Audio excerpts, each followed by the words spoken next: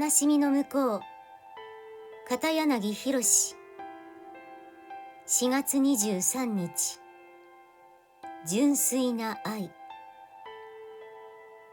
多くの人から評価される満足感も、大きなことをやり遂げる達成感も、自分が今ここにいることを心から喜んでくれる人がいるという幸せには及びません。